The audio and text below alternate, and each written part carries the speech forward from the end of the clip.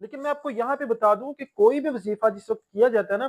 اس کی قبولیت کے لیے سب سے پہلے جو چیز ہونی چاہیے نا وہ یہ کہ بس کچھ لوگ وہ کہتے ہیں کہ صاحب ہم بہت زیادہ وظائف کرتے ہیں، ذکر اذکار کرتے ہیں، تسبیحات کرتے ہیں، تمجیدات کرتے ہیں، بہت زیادہ کثرت سے پڑھتے ہیں، ایک ایک لاکھ دفعہ انہوں نے ایک ایک وظیفوں کو کیا تھا، لیکن کہتے ہیں کہ کر صاحب ہماری پریشانی ٹینشن حل نہیں ہوتی۔ تو میں کہتا ہوں دیکھو،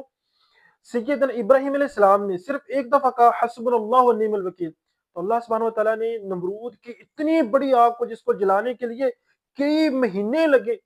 اور پورا قوم قبیلہ اور پورا ملک اور پورا شہر اکٹھا ہو گیا اس آگ کو جلانے کے لیے، اور کہتے کہ اتنی بھڑکیلی آگ تھی کہ اوپر سے کوئی پرندہ بھی گزرتا نا وہ جلس کے جھلس کے اس کے اندر ہی گر جاتا، لیکن اس نے ایک دفعہ پڑھا حسبنا اللہ و نعم الوکیل، تو اللہ سبحانہ و تعالیٰ نے ابراہیم علیہ السلام کی اس آگ کو ٹھنڈا کر دیا۔ دیکھیں آپ کے وظیفے کو، آپ کے ذکر کو، آپ کے عمل کو پاورفل بنانے والی ذات ہے نا، وہ ہے آپ کی نیت، آپ کا اخلاص، آپ کی بے چینی، آپ کا اضطراب، آپ کا کرب، آپ کا رنج اور آپ کا ملال، کہ یعنی کس کیفیت سے آپ پڑھ رہے ہوتے ہیں۔ ہم آپ دیکھ کے ہم دعائیں کر رہے ہوتے ہیں، کوئی کان میں کھجلی کر رہا ہے، کوئی ناک کو صاف کر رہا ہے، کوئی چہرے کو بار بار ایسے کر رہا ہے، ٹھیک ہے، کوئی کپڑے شپڑے ٹھیک کر رہا ہے، تو سب دعا منگوا رہے ہیں، ہماری کوشش ہوتی ہے کہ وہ کب ارحم الراحمین کہے تو ہم اپنے چہرے پہ دیکھیے دعا کی قبولیت کے لیے نا رب العالمین نے قرآن مجید کے ارشاد فرمایا کہ اَمَّن يُجِيبُ الْمُضْطَرَّ إِذَا دَعَاهُ وَيَكْشِفُ السُّوءَ، اللہ تعالیٰ کہتا ہے کہ جو کون ہے وہ بندہ جو بے چینی کے اندر،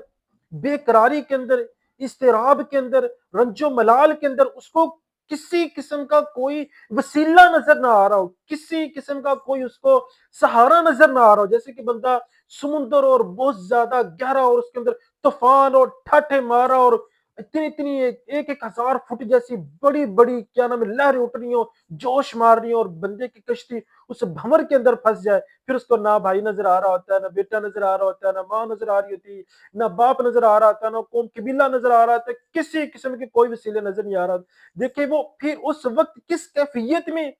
کس عالم میں اور کس بے چینی میں اور کس اضطراب میں اللہ کو پکار رہا ہوتا ہے نا، تو اللہ پھر فوری طور پہ سنتا ہے۔ یعنی آپ نے جس وقت بھی کوئی دعا کرنی ہے، ذکر کرنا ہے، وظیفہ کرنا ہے، عمل کرنا ہے، تو سب سے پہلے اپنی کیفیت کو بنانا ہے، اپنے اندر وہ بے چینی لے کے آنی، اضطراب لے کے آنا، آپ کا سینہ تنگ ہو رہا ہو اور آپ کا دل بھچ رہا ہو اور سارے دروازے آپ کو بند نظر آ رہے ہوں اور صرف ایک اللہ کی ذات نظر آ رہی ہو، اور ہر ایک ایسے جیسے آپ کو ہر ایک نے دھتکار دیا ہو، رشتہ داروں نے، دوست احباب نے، ڈاکٹروں نے، روحانی معالجین نے، اور میں کہتا ہوں کہ در در کی بندہ کہنا میں خاک چھان کے تھک گیا،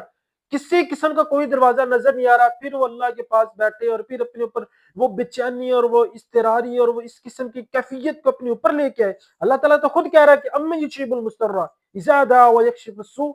کہ بے چینی اور اضطراری کی حالت میں مجھے پکارو تو صحیح نا، میں آپ کی پریشانی، ٹینشن، تنگ دستی کو کیسے دور کرتا ہوں۔ اصل وجہ یہ کہ ہمارا سارا دھیان ہوتا ہے کہ کار صاحب نے کہا کہ اس وظیفے کو 100 دفعہ کرنا ہے، اس کی بس 100 دفعہ تعداد پوری کرنی ہے، 2 منٹ میں کیا چل۔ دیکھیں اس 100 دفعہ پڑھنے سے آپ کو ثواب تو ملے گا، ٹھیک ہے نا، لیکن آپ نے اس کو لاشعوری طور پہ پڑھا، آپ ایک ایک دانہ گیرے اور ایک ایک دانے کے ساتھ آپ کا جو رنج ہے اور آپ کا ملال اور آپ کی پریشانی اور آپ کی ٹینشن ہے نا وہ ہل رہی ہو، ٹھیک ہے نا، آپ کو پتہ لگ رہا ہو کہ بس کہ یا اللہ اس کو میں اس دانے کو پڑھوں ایک دفعہ اور میری پریشانی ٹینشن حل ہو جائے، ٹھیک ہے نا۔ بعض کا کچھ کہہ دیں قسم نے کہا جی کس دن کا عمل کرنا ہے، تو کہتے ہیں کہ ہو سکتا ہے کہ ہماری پریشانی ٹینشن ہے وہ کس دن کے بعد ہی حل ہونی، نہیں بھائی، آپ وظیفے کو پڑھیں، اس کے لیے سب سے پہلی بات میں نے کہا کہ اپنی بے چینی، اضطراری والی حالت اپنے اوپر طاری کریں، رونا، چیخنا، چلانا، آہوزاری کرنا اور آپ کا کلیجہ پھٹ رہا ہو اور سینہ پھٹ رہا ہو اور دروازے سارے آپ کو بند ہو اور صرف ایک اللہ کی ذات نظر آ رہی ہو کہ اللہ کی ذات ہی میری مشکل کشا ہے، میری حاجت روا ہے، ٹھیک ہے، اللہ کی ذات ہی میری بگڑی بنانے والی ہے، اللہ کی ذات ہی میرے لیے گنج شکر اور لجپال اور غریب نواز اور غوث اعظم صرف ایک اللہ کی ذات ہے۔ یا اللہ ہر ایک نے اپنے دروازے بند کر لیا اور مجھے دھتکار لیا اور میں تو جا جا کے تھک چکا ہوں، میں بس ادھر آ کے بیٹھ گیا ہوں، اگر تو نے مجھے خیر نہ ڈالی تو میں تو ہلاک ہو جاؤں گا، تباہ و برباد ہو جاؤں گا، رسوا ہو جاؤں گا، ذلیل ہو جاؤں گا۔ اس طرح اللہ سے مانگے نا، یقین مانے ایک مانگنے کے اندر مزہ بھی آتا ہے،